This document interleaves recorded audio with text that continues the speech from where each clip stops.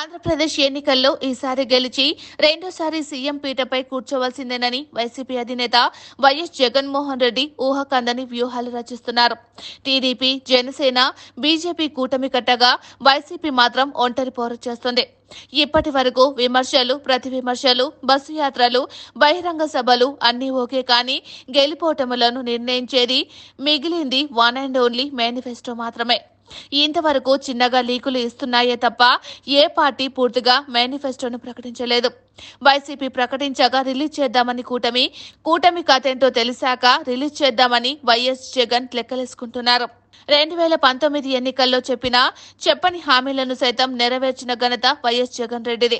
ఇది ఎవరు ఒప్పుకున్నా ఒప్పుకోకున్నా జగమెరిగిన సత్యమని వైసీపీ నేతలు చెప్పుకుంటూ ఉంటారు. ముఖ్యంగా నవరత్నాలు, మేనిఫెస్టోలు ప్రకటించి అధికారంలోకి వచ్చిన తక్కువ కాలంలోనే అన్నిటినీ నెరవేర్చేశారు. దీంతో జగన్ చెప్పాడంటే చేస్తాడంతే అనే ఒక నమ్మకం ప్రజల్లో పదిలంగా ఉండిపోయింది.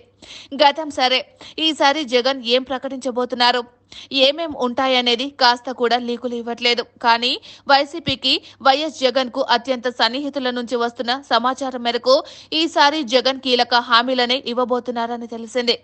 రైతు రుణమాఫీ, డ్వాక్రా రుణమాఫీ 2024 మేనిఫెస్టోలో జగన్ పెట్టబోతున్నారట. గతంలో రుణమాఫీ అనే ప్రస్తావనే చేయని జగన్ ఈసారి దాన్నే టచ్ చేయాలని భావిస్తున్నారట. రుణమాఫీ అని చెప్పి తీరాల్సిందేనని సొంత పార్టీ నేతల నుంచి తీవ్ర స్థాయిలో ఒత్తిడి వస్తుందట. దీంతో జగన్ ఒప్పుకోక తప్పట్లేదట. ఇదే జరిగితే కూటమి పని గోవిందా అని రాజకీయ విశ్లేషకులు చెబుతున్నమాట. ముందుగా మహిళలకు సిలిండర్లు, బస్సు ప్రయాణంపై ఆలోచించినప్పటికీ డ్వాక్రా రుణమాఫీ చెబితే చాలని వైసీపీ గట్టిగా అనుకుంటుందట. ఇక ఎలాగో ఇప్పుడున్న నవరత్నాలు ప్రతి పథకానికి ఇప్పటి వరకు ఉన్న నగదు కంటే ఎక్కువగానే ఇవ్వాలని కూడా యోచిస్తుందట వైసీపీ.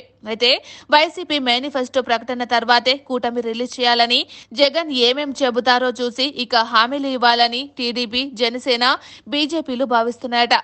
ఎవరి మేనిఫెస్టో హిట్, ఎవరిది ఫట్ అవుతుందనేది తెలియాలంటే మే 13 పోలింగ్, జూన్ 4 ఫలితాల వరకు వేచి చూడాల్సిందే మరి.